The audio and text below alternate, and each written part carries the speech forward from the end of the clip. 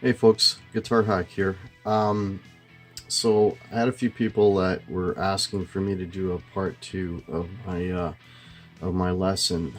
So I'm just gonna build on what I was talking about the last time. Playing over a 1-4-5 progression, which is a very common blues progression, and then showing you what can I play over this.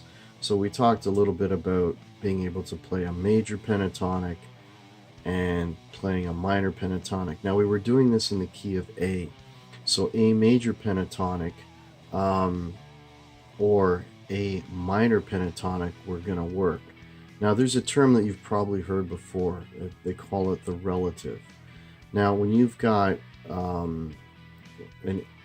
major and a minor version of a scale, like for example A major and A minor, you can refer to the term as one is the relative of the other. Now what you got to keep in mind, and I'll show you this on the guitar, is when you're talking about relatives, okay, if here's the guitar neck, if you're talking about relatives, well, if I play A minor up here on the 5th fret, okay, and I do the,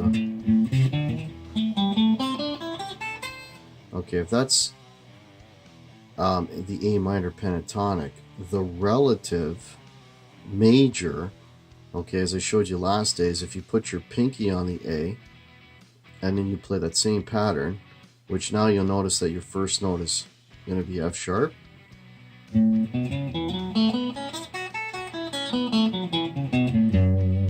So the term that you hear quite often is they'll say that, well, F sharp is the relative major to A minor. Okay, so what they're referring to is what's the major version of that A note. Okay, so that would be an A minor. If I play the blues pattern starting with A, the first finger, that would be an A minor pentatonic. But if I start that, put my pinky there and start with my first finger on the F sharp, that would be the relative major. And as we talked about last day, we know that this is the major pentatonic, which uses all notes out of the A major scale, and this is the A minor, which uses notes out of the A minor scale.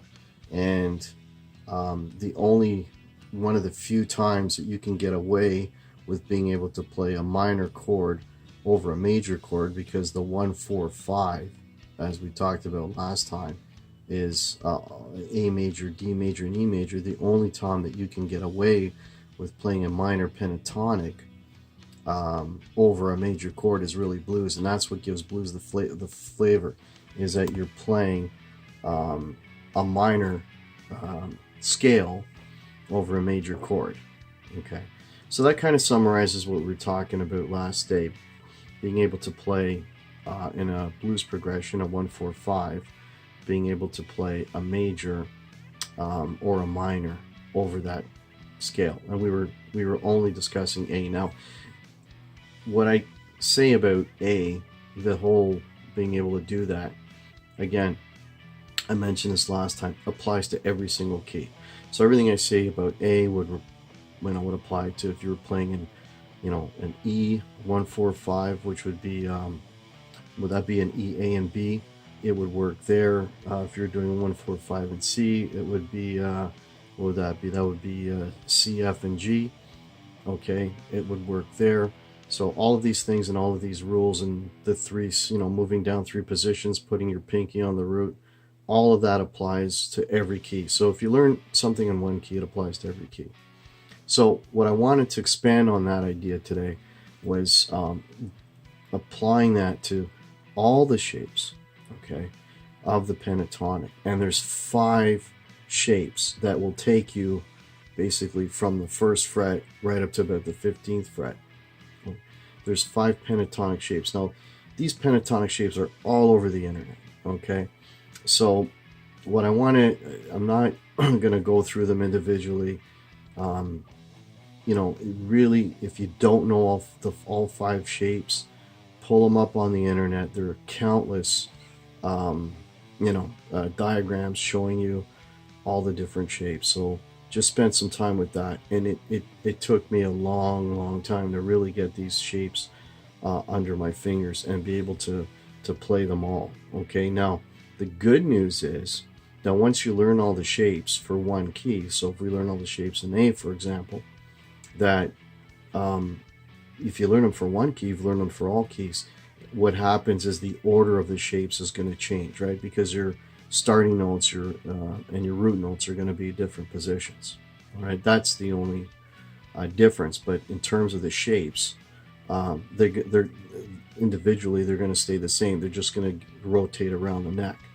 So yeah, so that is a real hurdle. Okay, now no one said guitar was easy. It takes a long time, and that's one of the reasons you really got to commit these to memory and muscle memory, which means you got to be able to play these without, you know, looking down and trying to figure out where you are, and that can take you a long time. So if you haven't already have that experience, but it's the next place that that you really need to go. So what I'll do is I'll play the 5 shapes. I'll do them in A major, and I'll do them in A minor, and then what I'll do is I'll play them against the same backing track, the 1, 4, 5 in A, and then you can kind of see how you can sort of move from one shape into another. Okay, I'll be right back. Okay, so I'm going to start with the F major, and I'll play the F major, the A major shape, which starts on F sharp. Okay, so there's the nut of the guitar. Okay, so there's the 2nd fret on the E string, and I'll play this all the way up the neck, starting on this shape. Okay, and you'll see how the 5 shapes kind of work as they move up the fretboard. So here we go. So here's the first one that we talked about last week that everyone knows. Okay, this would be the next one. Whoops. Okay, here's the next one.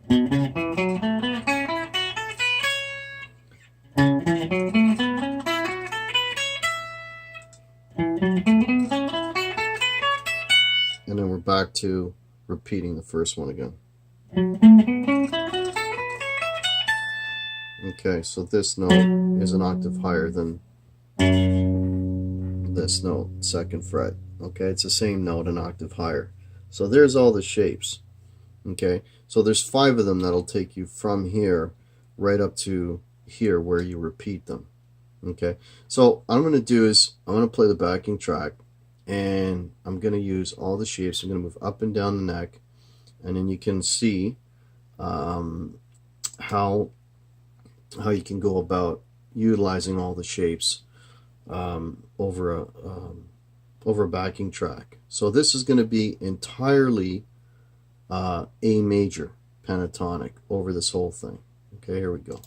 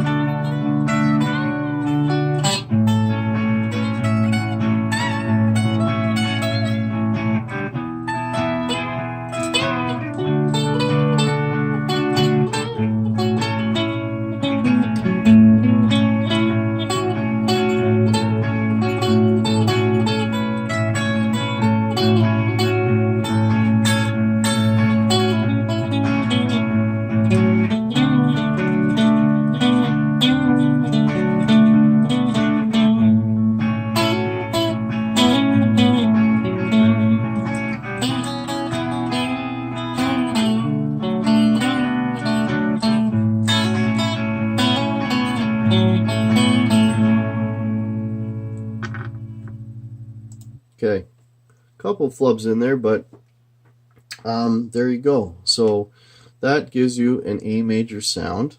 I'm repeating those same notes. Those 5 shapes are just the same notes in all the different positions. So I'm just playing 5 notes over and over and over again, whether I'm down here, over here, over here. I'm just keep playing the same 5 notes. And those 5 notes, that's what pen is. It's 5 notes. Those are the 5 notes taken out of the A major scale in this case. Okay, I'm going to do exactly the same thing, but I'm going to do it all in minor. Okay, so if I play the minor pentatonic, okay, and if I start down here, okay, the first shape I'm going to show you, and again, it's the same shapes I showed you the last time, just the positioning of them is going to be different. They're in different places. So again, here's the first one, which I'm going to start on the G, okay, which is the 3rd fret on the low E string. So here we go. We go. Okay, that's the first one. The next one is the one everybody knows. It starts on the 5th fret. Okay, then the next one up from there.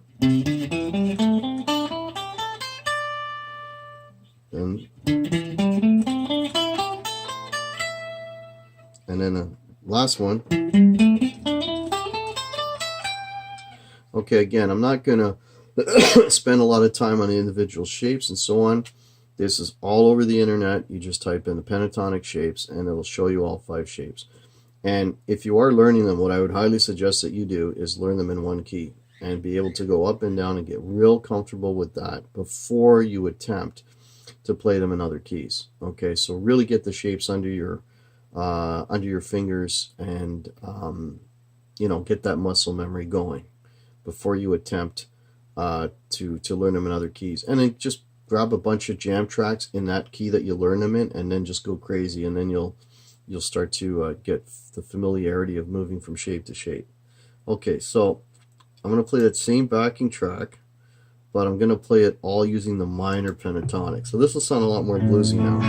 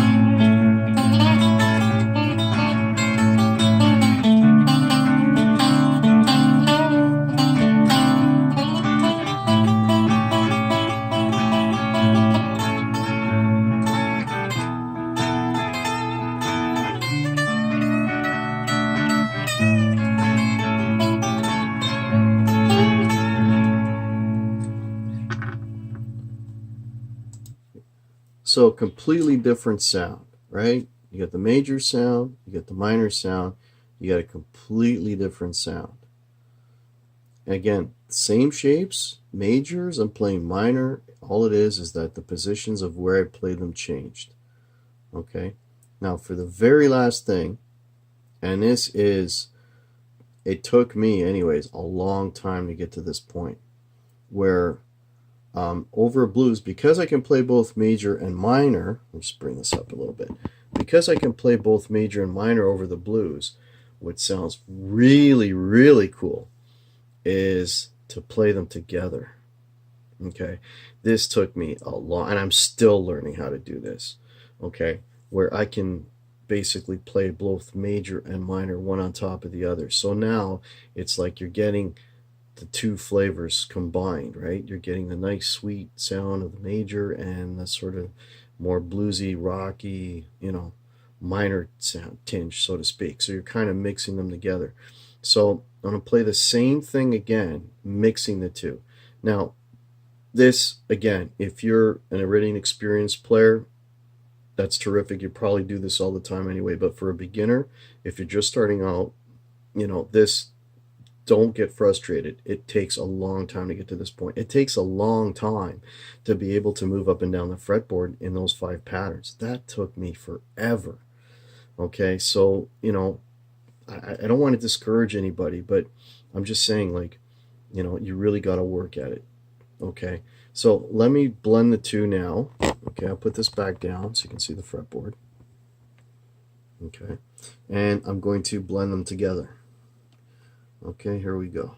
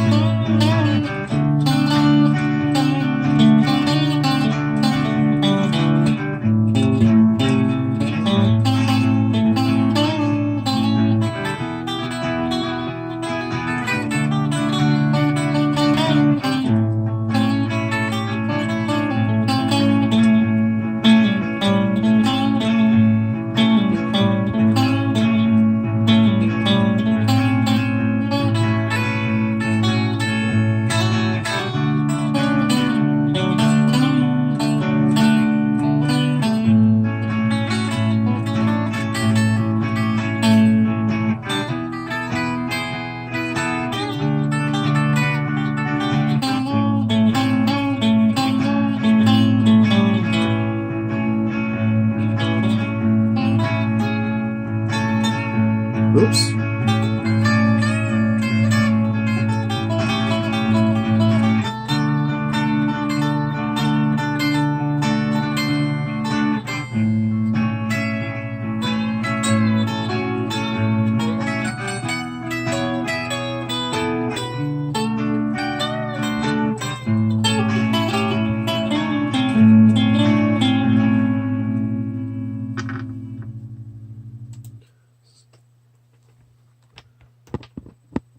Not the best. It's tricky to do, but I did try to kind of blend the two and sort of give you flavor. I was told a long time ago that when you did this, to sort of start major and then start major, start introducing some of the minor, and then once you go minor, never go back. And that makes sense, because you can't really go back to the major once you've played the minor a little too much. Once the audience has got that into their heads, and I kind of proved it right there. Once I went minor, it sounded awkward to go back to major. So, but lesson learned. I tried to go back and forth a lot in my own defense, just so you got the sound of both of them. But again, like, if you're just learning the patterns, first learn the patterns. Do that first. Get that under your belt. Once you learn the patterns in one key, where you can play it, anywhere on the neck, and learn the patterns, and then my big thing is, don't just learn the patterns and just go over the patterns. I go over the patterns, yeah, for sure, but at every practice session, at the end of it, throw on a backing track and try to make music out of the patterns, because you want your ear to know what the sound of each note is. That's how you make music. Okay, your ear has to recognize where to go, because when you really know the patterns well, it's your ear that's going to guide you, right? You got the muscle memory, you know where the notes are. It's your ear that's going to guide you. So get those under your belt. Always finish up with a jam track in that key, and get that under your belt. Okay, I'm going to leave it at that. I really hope that this will help some of you out there. I really appreciate the feedback that I got on the first lesson, and I really enjoy doing these. I the feedback I get when I've helped somebody, it really makes my day. So thank you all so much for watching, and let me know if you want lesson number 3, and but you really need to digest these things. So but if you're ready for lesson number 3, by all means, let me know. And I hope everybody has a great day. And we're getting near Christmas time, so I hope everybody has a great Christmas and a great New Year. All right? Cheers, everybody. Thanks for watching.